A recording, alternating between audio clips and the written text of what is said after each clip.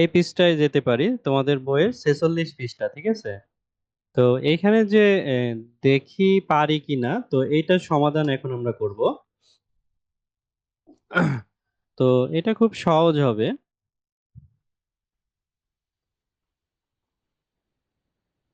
তাহলে আমরা এখানে নামটা লিখবো। নাম তার মতো, হ্যাঁ। নিচের ছকে 4, 7 ও 10 এর গুণিতক গুলো লেখো। গুণিতক মানে ওই সংখ্যার নামতায় আর কি। তো এক্ষেত্রে আমরা লিখে নিতে পারি 7 এর গইশু মূর্ধন্য ইসু ত ক।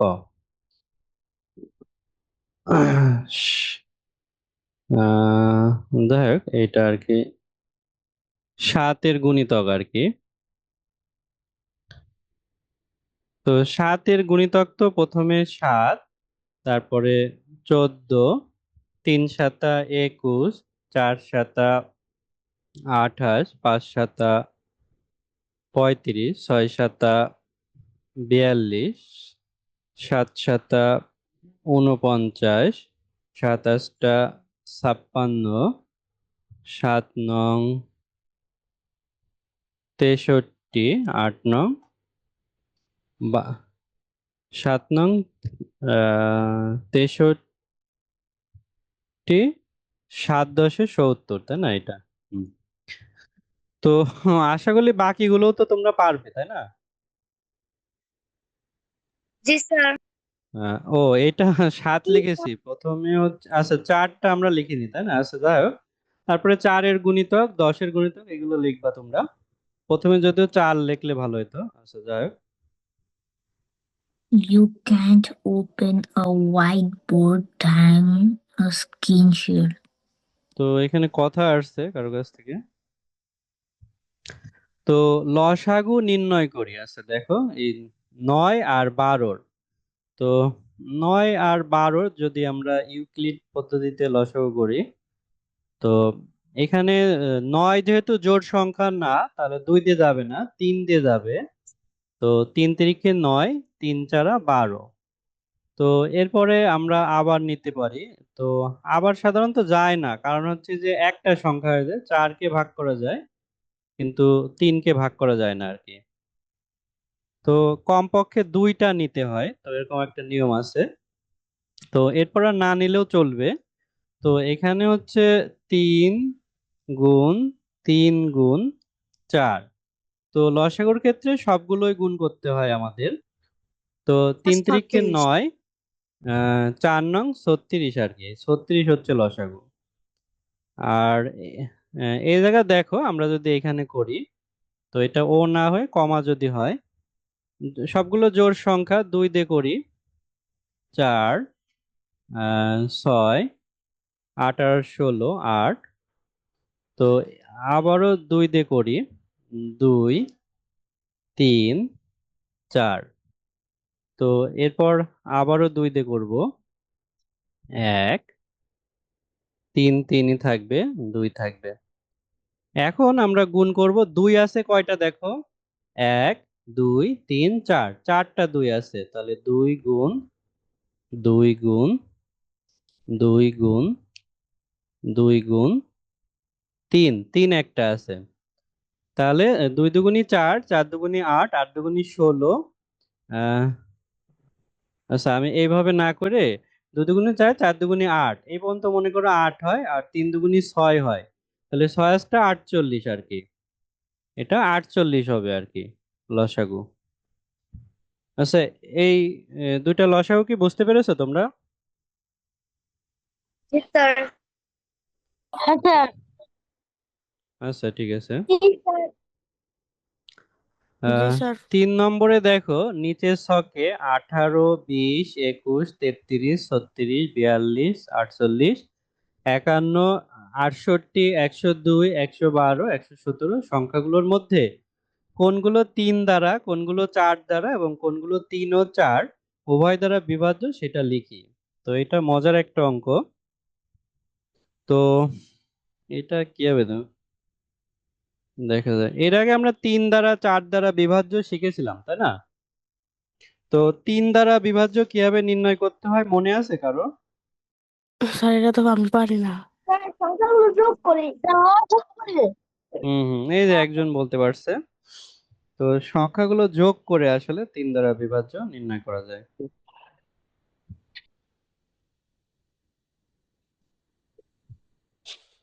তো এই যে 18, 18 হচ্ছে 1 আর 8, তো এটা যোগ করলে হয় কি 9। এই 9 কে তো 3 দিয়ে ভাগ করা যায়, তাই না? 3 3 9, তাহলে 18টা 3 দ্বারা বিভাজ্য।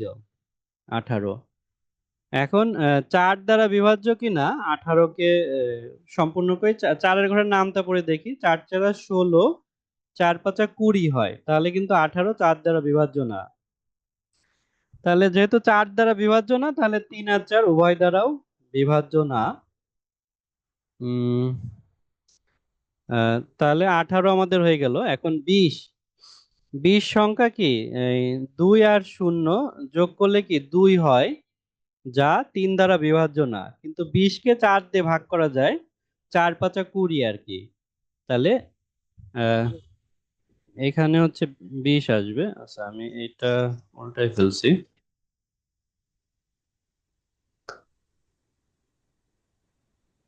এখানে 20 আসবে। তো যেহেতু 20 3 দ্বারা যায়নি, তাহলে 3 আর 4 উভয় না। 21, 21 এর ক্ষেত্রে দেখো 2 আর 1 যোগ করলে কি 3 হয়। এই 3 কে 3 দ্বারা ভাগ করা যায়, তাহলে 21 কে 3 দ্বারা ভাগ করা যাবে।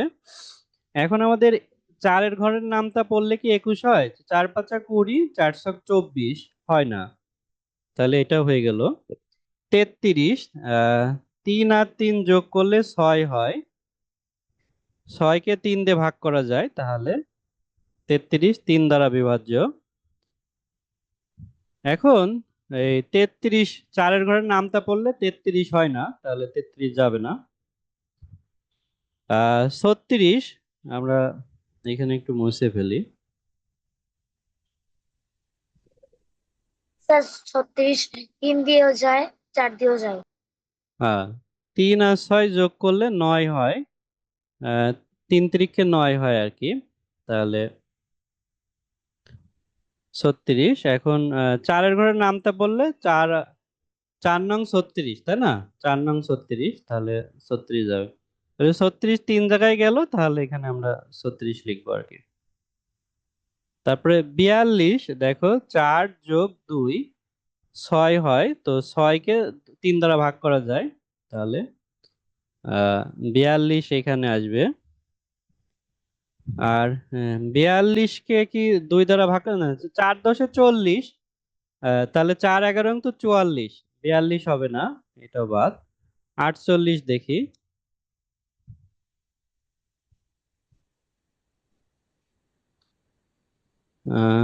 4 যোগ 8 সমান সমান 12 হয়, তো 12 কে 3 দিয়ে ভাগ করা যায়, তাহলে 48 আসবে।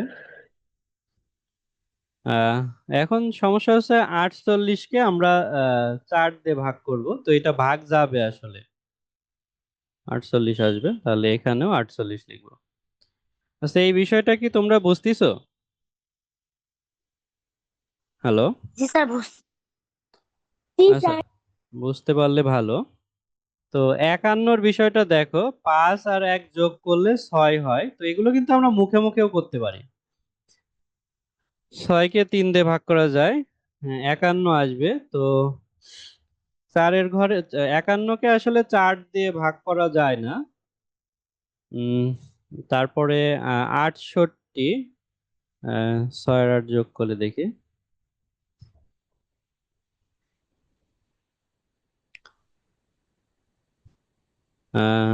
6 আর 8 যোগ করলে হচ্ছে কি 14 হয়। তো 3 তিরিখে 9, 3 চারা 12, 3 পাঁচা 15 হয়, 14 হয় না। আর 68 কে যদি আমরা 4 দিয়ে ভাগ করি, দেখো একবার, তো 2 28, তাহলে 4 8টা 32, 4 ছক 24, 4 7 28, তাহলে 7 হয়। 28 যায় আর কি, তাহলে এটা এখানে আসবে 68। 68 আসবে। তো বাকিগুলো আসলে একই, তিন সংখ্যার গুলো।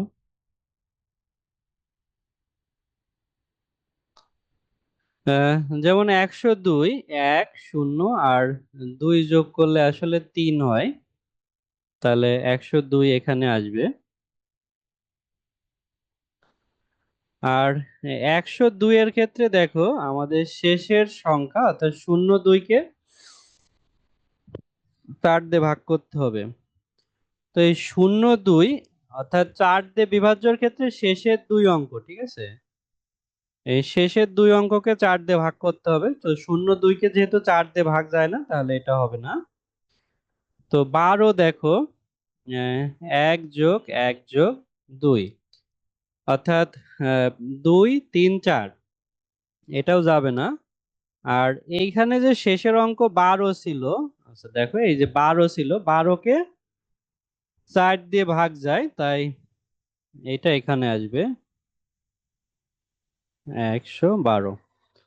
17 7 8 9, 9 কে 3 দিয়ে ভাগ করা যায়, তাহলে 117 আসবে। আর শেষের সংখ্যা 17 কে 4 দিয়ে ভাগ করা যায় না, তাহলে এখানে আসবে না। তাহলে এই সবগুলো সংখ্যার কি বিভাজ্যতা বুঝতে পারলা তোমরা? জি স্যার। হ্যাঁ, জি স্যার। আচ্ছা জি স্যার। ঠিক আছে। তারপরে এইখানে দেখো, এখানে এইখানে কে এখানে মার্কিং করছে? এই যে একজন মার্কিং করে এই লেখাগুলো মুছে ফেলছো তুমি। আহ, এই শখের তো এই দাগই মুছে ফেলছো তুমি। তার হোয়াইট কালি মনে হয় ই করে দাগাইছিল।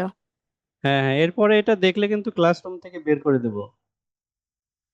নিচের শকে 18 24 36 এর গুণিতক গুলো লেখো।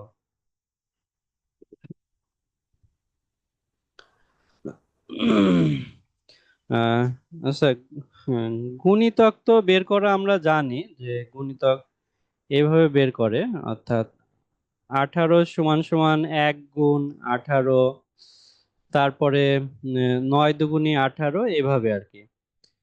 আহ, তো আমি এখানে লিখে দিচ্ছি। তো 1 হবে, 2 হবে, মানে 18 কে কোন কোন সংখ্যা দ্বারা ভাগ করা যায় এগুলো না করে করতে পারি।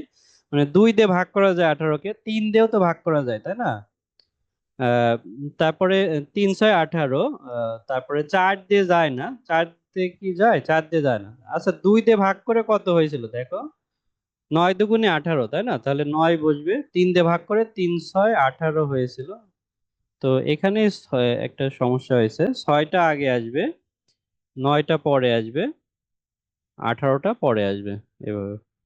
তারপরে 24-এর ক্ষেত্রে প্রথমে 1 আসবে, 24 জোড় সংখ্যা, 2 দিয়ে ভাগ যায়, তারপরে 3 দিয়ে ভাগ যায়, 3 নং 3 সাতা 28, 3 6 18, 3 সাতা 21, 3 আষ্টা 24, তাই না? 3 আষ্টা 24, 3 দিয়ে যায়। তো 4 ছক 24, 4 দিয়েও যায়। তো 4 ছক 24, 6টা এখানে আসবে। এখন এই যে একটা মজার বিষয় দেখো, এই যে 4 ছক 24 আসছে, এরপরে 3 দিয়ে ভাগ করে কত হয়েছিল? 3 আষ্টা 24, 8 এখানে আসবে। 2 দিয়ে ভাগ করে হয়েছিল 12 দুগুণী 24। আহ ও সরি, 9ও আছে মনে হয়। সরি না, 9 নেই। আচ্ছা ঠিক আছে, এখন হচ্ছে 2 দিয়ে ভাগ করে 12 এখানে, এবং 24 এখানে আর কি। আচ্ছা দেখো, 36 কে প্রথমে 1 হবে, 36 জোড় সংখ্যা, 2 দিয়ে যাবে, 3 বারং 36। তো 4 নং 36 না, জি স্যার। 4 নং 36, 4 দিয়ে যাবে। 6 ছক 36 হয়, জি স্যার। 6 ছক 36 হয়। তাহলে এই 6 ছক তো হয়ে গেছে। এখন একটা বিষয় দেখো, আহ এই যে যে 4-এর সাথে যেটা গিয়েছিল, অর্থাৎ এই কথা বলো না তোমরা, ক্লাস নিচ্ছে। তো আহ, আহ, 4 নং 36 হয়েছিল, 9টা এখানে বসবে। 3 বারং 36 হয়েছিল, 12টা এখানে বসবে। তারপরে 18 দুগুণী 36, 18টা এখানে বসবে। আর 36টা এখানে বসবে। তো এভাবে আমরা সংখ্যার গুণনীয়ক বের করতে পারি। আচ্ছা, এইটা কি ক্লিয়ার তোমাদের কাছে?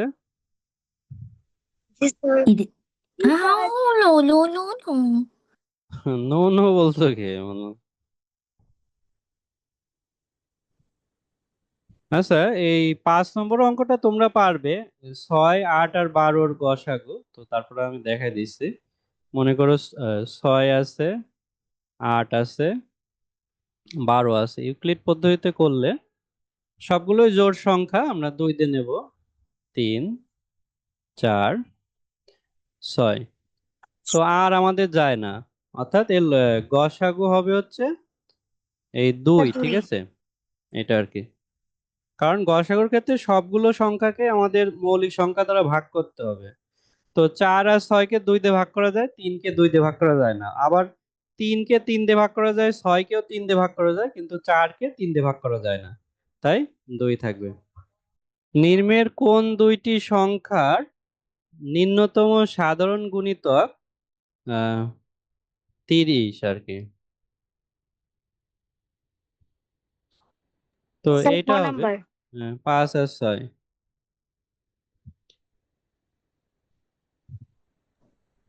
3। আচ্ছা, তোমরাও কি মাইকের শব্দ শুনতে পারছো?